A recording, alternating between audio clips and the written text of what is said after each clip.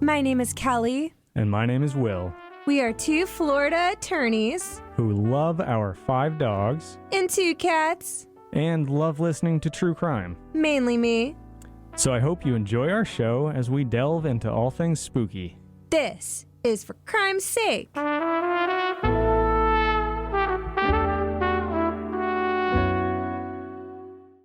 Good morning, everyone. I hope everyone had a great weekend.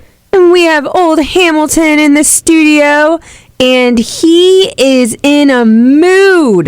Let me tell you. He's a moody old man. He is, and he is feeling sassy today.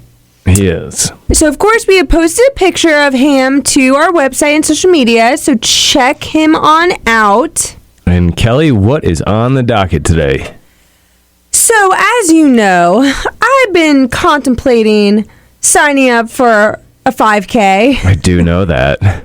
And I am not a runner. Not really. Neither of us really are. It's not our passion. But I'm hoping it will inspire me to run more. And by more, I mean at all. So it will help me start to run. So that's the goal. So we're going to see how that goes. And It's something to aspire to. Yes, Work yes. toward. So I'll let you guys know. I'll keep you updated as it goes on. And see how it goes. Yeah. But that's the goal. Yeah, it's going to be great. Yeah, because he's signing up too, so. Yeah, it's going to be terrible for me. So what about you, Will? I am going to be getting well. As you may be able to tell from the sound of my voice, I've been a little bit under the weather for a few days, but I'm going to be heavily focused on drinking a lot of vitamin C and getting a lot of rest and drinking a lot of water and getting back on my feet. Yeah, fingers crossed that works. Yes, it really needs to.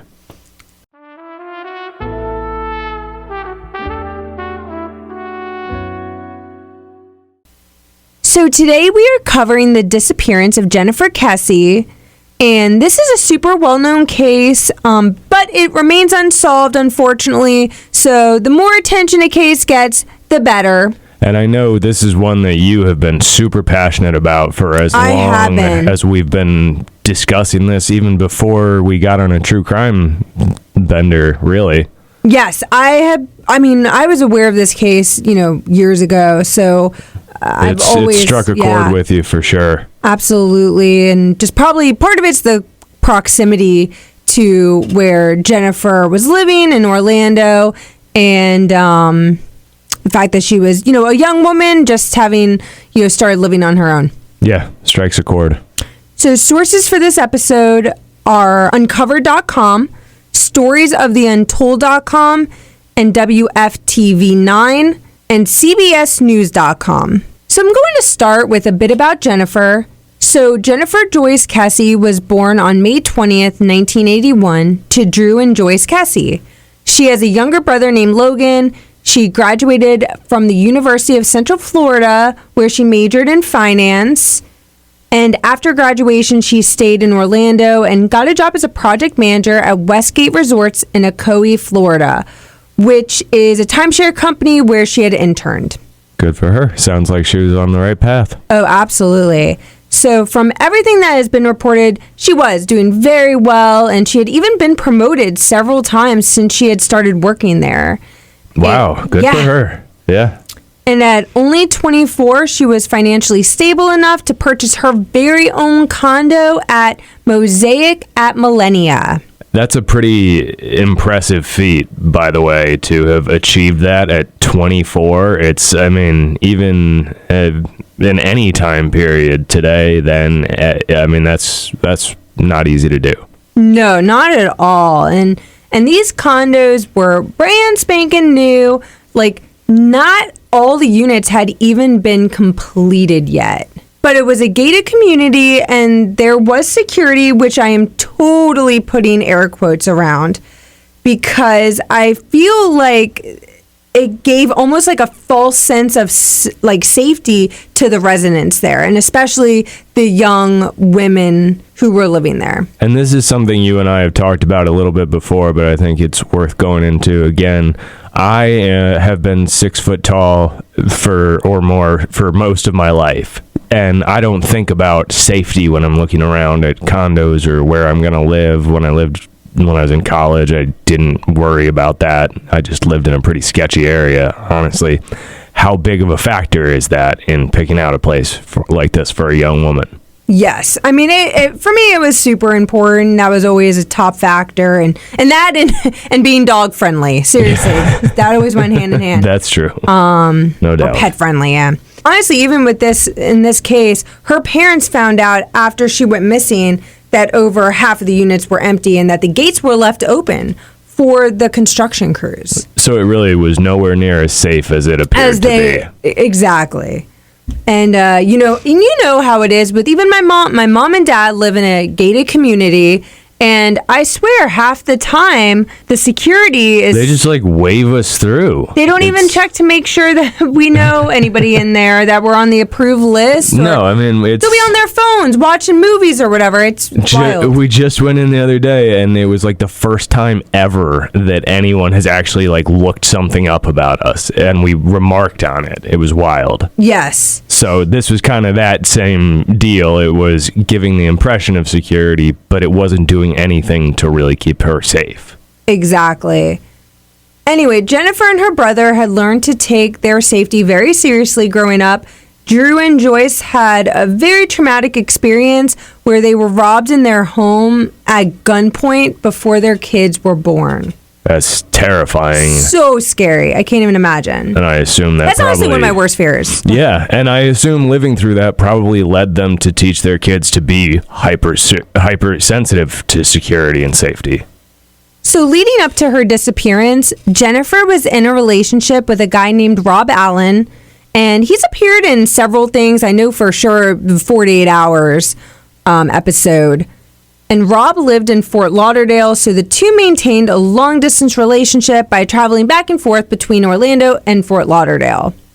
And the two had just returned, actually, from a vacation in St. Croix. That's lovely. I know. So they returned on Sunday, January 22nd, and she stayed over at his place and then woke up early to head to work the following Monday, which would be January 23rd. And that is actually the last day she was seen. Wow. And that's how you know she's young too, right? Like she had gone straight from, vacation to driving into work and did a full day of work. Yeah, I mean, can you imagine trying to do that now? We need an extra day in between vacation and work to prepare to come back from vacation. Oh, that buffer day is really important to us. Very important. And if you don't do that, it'll make a difference. We really depend on that. So she left her job that evening around 6 p.m. and talked to Rob that night around 10. He does admit that they had a bit of a disagreement, and from what it seems, she wanted to make sure he was committed to their relationship and saw a future. So not like a big argument or just a little fight, just like a little tiff about something. Yeah. Okay. So the next day, January 24th, Jennifer doesn't show up to work. And this was so unusual that her office jumped right on it and contacted her parents as soon as they realized she hadn't come into work. That's awesome. Speaks to both how good her office was that they jumped on top of that, but also how reliable she must have been that they reacted so fast. Yes, and kudos to them. Absolutely. They got the ball rolling early. Her family, who live in Bradenton, Florida, then immediately headed over to Orlando to see what was going on. And I put this in the Google Maps, and it puts basically the time from the drive from Bradenton to Orlando, about 2 hours. So this is all happening pretty fast. I mean, we haven't even lost a full day necessarily yet. Oh, yeah. They moved very quickly. So when her parents arrive, the door to her condo is locked. So they enter and they notice that her purse, her keys, and phone were missing, but everything else looked to be in order for the most part. Makeup was on the counter. The shower was still wet, which makes it seem like she can't have been gone from there too long in time from when they arrived. And also that she most likely got ready for work that day. She had, gotten ready to go to work. So it doesn't really seem like anything bad necessarily happened inside her apartment. It seems like maybe she got ready and left. So at this point, her parents call the police, and an officer does show up, and it seems like the police initially thought she maybe just had a fight with her boyfriend and that she would come back.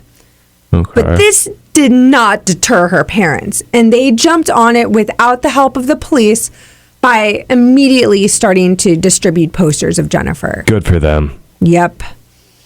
And by 9 p.m., Jennifer was entered into the police department system as a missing person. Okay. So again, I mean, this is moving pretty fast. It's not like, we just had Johnny Altinger where the defendant, the murderer, was arrested, talked to for the first time a week later.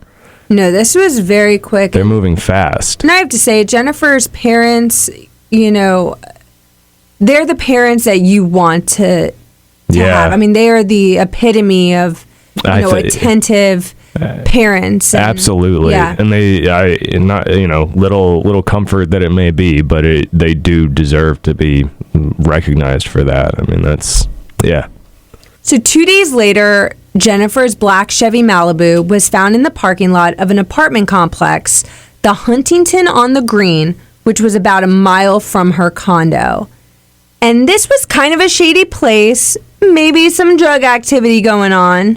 And so that's interesting, though, because the place Jennifer was living is called Mosaic at Millennia. I'm assuming, just based on my knowledge of Orlando, that is near the mall at Millennia, which is kind of an upscale area. Yes. So she was living in a nice area, shopping, a lot of restaurants, bars, stuff like that, where young people can go out, have some fun. But then you go a mile in the other direction, exactly. And it's kind of seedy. The Huntington on the Green is not the Mosaic at Millennia. Exactly. And how a lot of cities are. Right. So nothing seemed to be missing from her car. There was and this is the most 90s statement ever, there was a valuable DVD player in the back. I can't even imagine a valuable DVD anymore. I know, right? Wow, things have changed, right? Right. So there was a boot print near the gas pedal, and the seat had been adjusted. Interesting. I don't know which way it had been adjusted, which I'm curious about. Yeah. But yeah. So it makes it seem like somebody else got in the car and drove it. Exactly. Okay. So no fingerprints were found, so police believe the car was wiped down. And that makes sense, given that someone else could have drove it. And we posted a picture of her car online. They even brought in bloodhounds, which led police right back to Jennifer's apartment. And I mean, I don't know what your first thought is when you hear that. What I was thinking is somebody had, driven her car there and possibly walked back to Mosaic. I didn't think of that. I think that's probably a better thought. My initial thought was, well, that makes a ton of sense because that's where she would have come from. So, of course, the dogs would lead back. But in thinking through that, it's pretty clear, I guess, that the dogs wouldn't necessarily be able to follow the scent of her driving so much as her walking or somebody walking. Yes.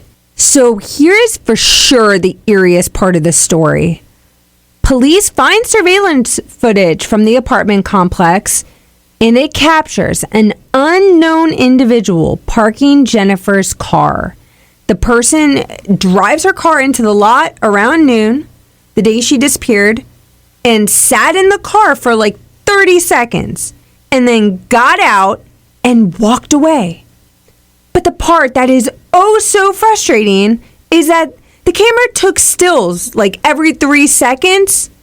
So each time their face was obstructed by the fence posts. This is one of the wildest pieces of evidence I've ever seen in this context. Like, yeah, you can't make out anything really about them for the most part. I mean, seriously. And this individual got so lucky because in a million years they could probably not recreate this feat, and it's so maddening to have video of a suspect and we just can't glean anything from it. And we are going to put a link of this video on our website so you guys can take a look for yourselves if you haven't already seen it. And police even sent the footage to NASA, but it didn't help. The FBI believes the person is between 5'3" to 5'5", had large feet, and possibly wearing clothes of a painter. But gender can still not be determined, even after all that. And unfortunately, this individual, is our prime suspect. So a couple came forward and said that they saw Jennifer's car driving erratically from the complex, from Mosaic at Millennia, that morning at around like 7:40. Did that lead anywhere? Unfortunately not. It doesn't, it looks like, I think, it's presumed to be Jennifer. Yeah, but they didn't see anything else that was... I think the thought is, from everywhere I looked, was that, possibly that indicated that somebody had, was driving her vehicle and she was trying to get, I gotcha. Trying to fight them off, maybe. Exactly. Okay. So the police interviewed her friends and family. Her family was cleared, as well as Rob Allen, her boyfriend, and he passed a polygraph and even was willing to give his DNA. And I'm going to say the polygraph thing, obviously nobody relies on them. We can't use them in court, but it does at the very least demonstrate that a person was probably not under significant stress at the time they were answering those questions, which does have some merit as an investigatory tool. Yes. So Jennifer had an ex who happened to be at a bar across the street from her condo the night before she disappeared, but he was also eliminated. That's would have been a pretty compelling suspect. At the time of Jennifer's disappearance, there was a lot of construction going on in the complex where she lived. Many of the workers turned out to be here illegally and disappeared pretty quickly after the police were around asking questions. So unfortunately, the police weren't able to talk to a bunch of people. And there was also a language barrier, which I'm sure didn't help. But here's the thing, and I don't really understand this. It looks kind of like the police were like, well, we didn't have a Spanish-speaking investigator or anything, or interpreter, and I was just like... That's a pretty weak excuse. Like, okay. It's you couldn't find anyone in Orlando, in all of Orlando PD. It's bizarre. That seems like nonsense. We found interpreters in court really quick when we've needed to. Oh, I know. That's crazy. I've seen them be able to find them within a very short 15-30 minute time period. I don't know. Yeah. I just wanted to real quick touch back on the construction workers. Presumably there were a lot of construction workers around because half of these units were empty and unfinished. Yeah. Yep. Okay. So they were working on So they were just in and out of this place all the time. And remember, the gates were being left open. Oh yeah. So they were just around, and we have basically no information about who any of these people were. Exactly. Okay. And Jennifer had even made comments to her family that the workers were making her uncomfortable. So that okay. So that's a bad sign. So the police also looked into manager Jennifer's work, and he was married but still pretty openly pursuing her.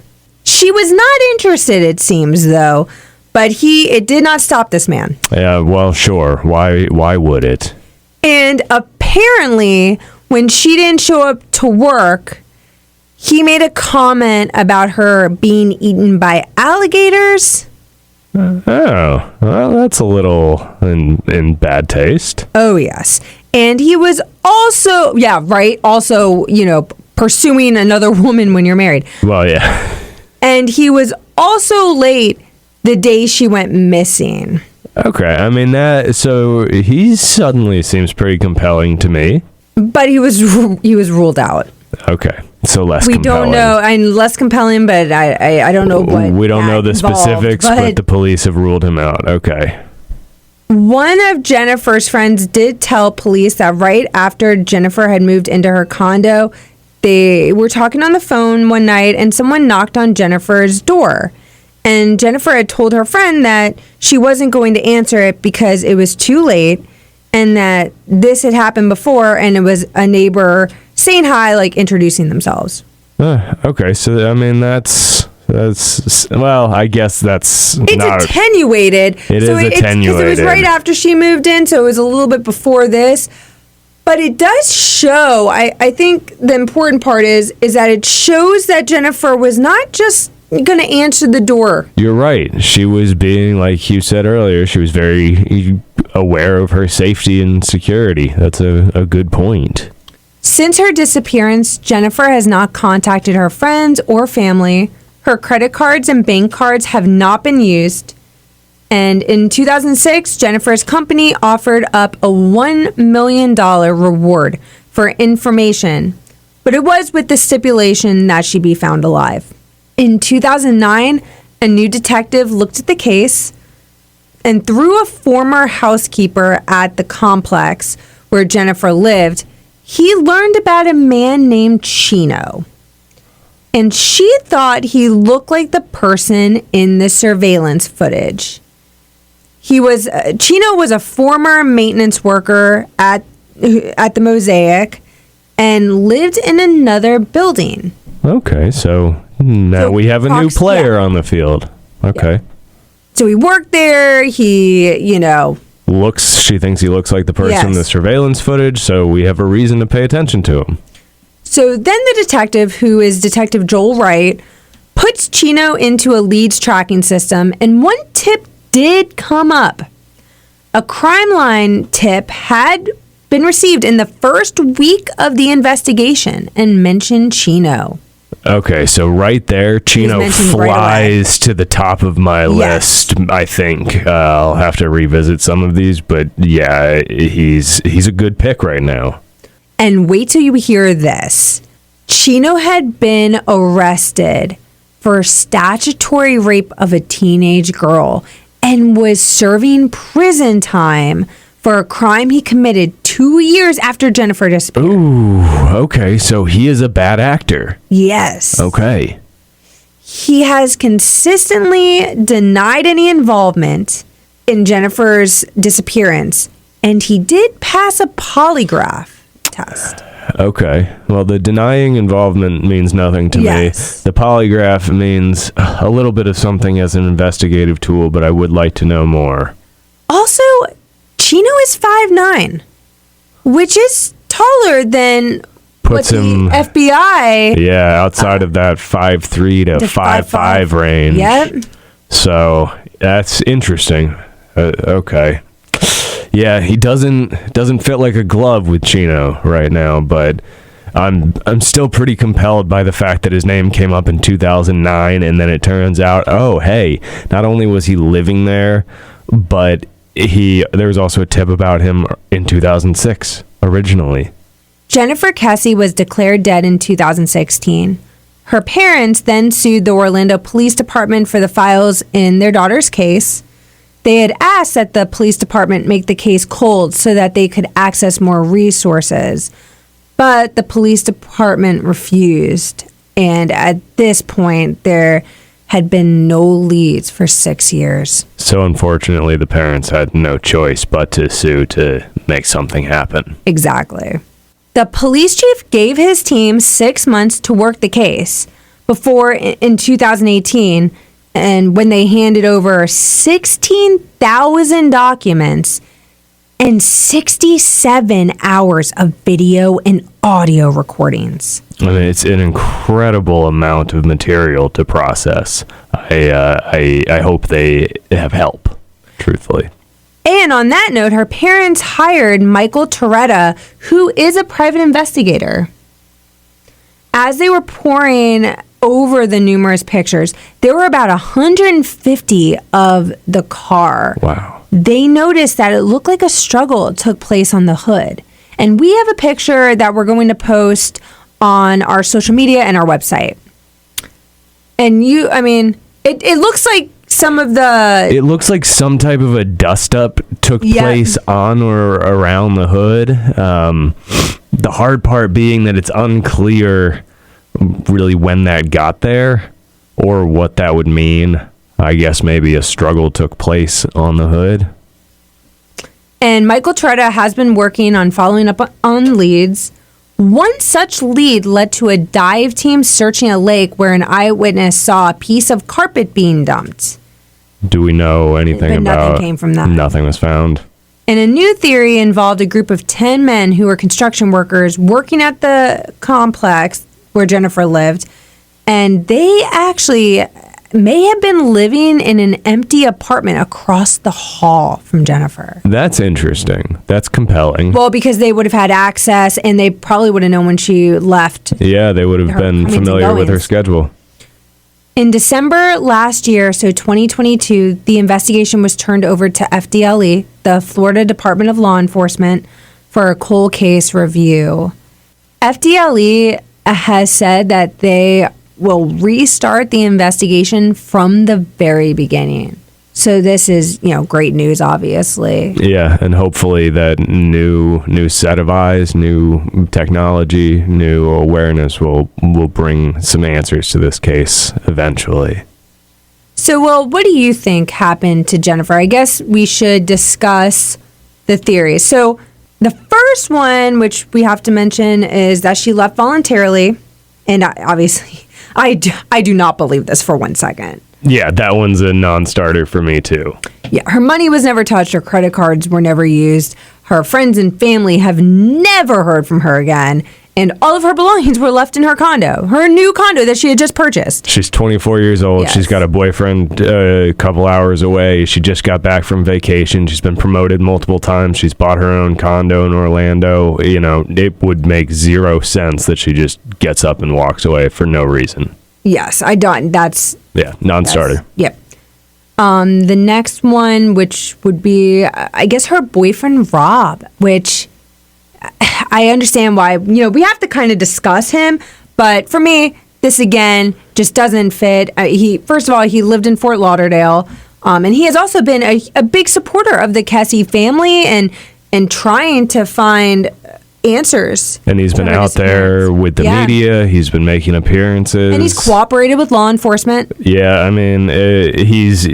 Sure, you have to look at him, but it seems like he's been effectively cleared, and I don't see any reason why we should spend another second thinking it's him. We have to bring up the co-worker / married manager. The weird guy. Yeah, who made comments about Jennifer being eaten by alligators when she failed to show up to work. Really? Yeah. Kind of a scumbag. Yeah. To say the least. He was, pursuing Jennifer. She wasn't interested. He was, late to work. That has been mentioned. But he was cleared by law enforcement. So they looked into him and... Yeah, the romantic link and the I guess unrequited feelings or whatever that was, lust, whatever it might have been.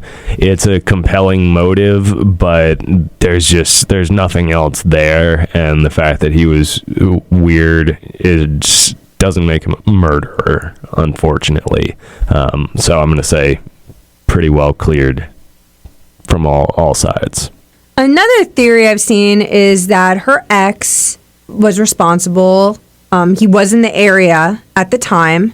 Yeah. But he was cleared by law enforcement, and I think just with that limited information we have, it just I don't think he's just not really at the top of my list.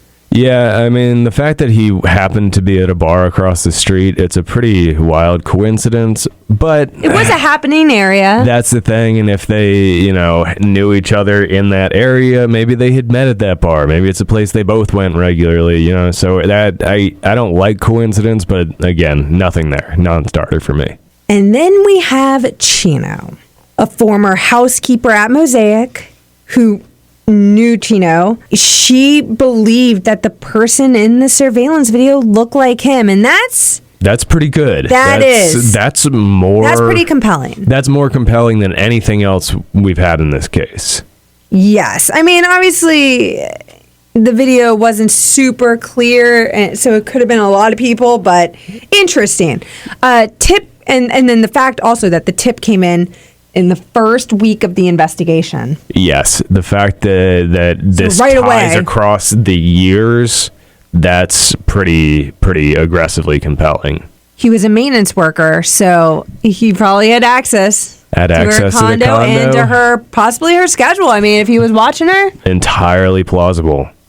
He would have been in a position to know her schedule, and he also has admitted before that he knew her and that he'd been inside her condo for maintenance things. Oh, wow. Okay. So, yeah. All right.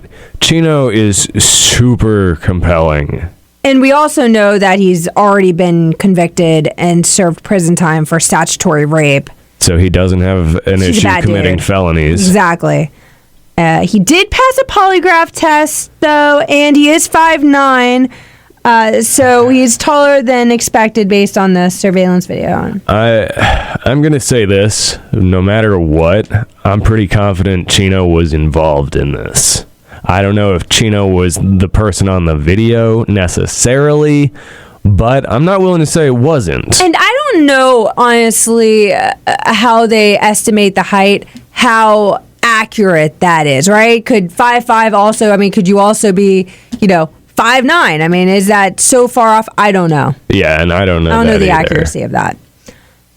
But, and this also, from what you're saying, is that you think Chino's involved, but maybe not alone. Another theory is that other workers at Mosaic who were working there at the time. We have, obviously, the group of workers who were living in the unoccupied condo across the hall from Jennifer, and, police couldn't track them all down. Yeah. So how do you follow up on anything? How do you follow up? And it sounds they were in, and here's the thing too, is just the way, she's parked outside her direct building. It's not like she had miles to walk from her door to the car. That's a very close window. It makes more sense that someone would have known. Someone who knew, exactly. Someone who knew that was a time to grab her. Yep. And Jennifer had mentioned before to friends and family that the workers at Mosaic were making her uncomfortable. Yeah. It's just that Chino is so compelling, and it just, I don't know, it feels like if not him and some other people. Yes, and the last theory we have to discuss is the random person theory, that someone just random and unconnected to the complex grabbed her. And even though, I guess on one hand, the gates were left open and there was people coming and going. Yeah. There was as I said, it was such a short distance between her condo and the parking lot. It just seems really unlikely unless you knew her schedule. Yeah, But there's not a way at this point to disprove that. That's the thing, is it's totally possible that that's what happened. And I guess the workers, in a sense, that is random as well, because it's not like they were people who were connected to her. They just happened to be around her physically in proximity. But it just seems like there's enough going on, and certainly enough compelling stuff about Chino to think that this probably wasn't just some other random strange person. Exactly. And I do think, if it was Chino in cahoots with other people working there, that's why, nothing was found. Because there really wasn't, other than just all being at Mosaic at Millennia, there was no connection. They had to each other. And that makes it really tough. Yeah, and not to mention, it sounds like with no interpreter brought to the scene or even attempted, and people not talking to police, then it's very difficult to follow up on anything at all. Exactly. Yeah. So let us know what you guys think and what your theory is. The Kesses maintain a GoFundMe page for their investigation. They said they will never give up searching until their daughter is recovered. Jennifer Kesse disappeared on January 23rd, 2006. She was 24 years old. She is 5'4", 125 pounds. She has sandy blonde hair and green eyes. She would be 41 years old today. We have posted a picture of Jennifer. Tips may be called into the FBI directly at 1-866-838-1153. And if you guys have any knowledge, information, or even if you just share this story, if you know nothing about it, just share this story and get it out there and around and on people's minds. Hopefully one day we will get answers for this family. Somebody knows something. People always talk. Somebody knows. It's just a matter of coming forward and us. We'll find the truth. Yeah. And if you all enjoyed this episode, please leave us a 5-star review wherever you listen, and visit us on Facebook and Instagram and our website at forcrimesake.com to see pictures from this episode. So Hamilton seems to be in a bit of a better mood. Yeah, he's been napping for a while here. He's been drooling the whole time on my arm. There's a puddle right now. It's just formed. I looked over 20 minutes ago and he was just out like a light. And he's definitely earned a long walk, for him, and a treat. So yes, he has. He's probably just going to continue napping. I mean, he's a million. So all right. Thanks, everybody. Have a good week. And listen to us next Monday morning.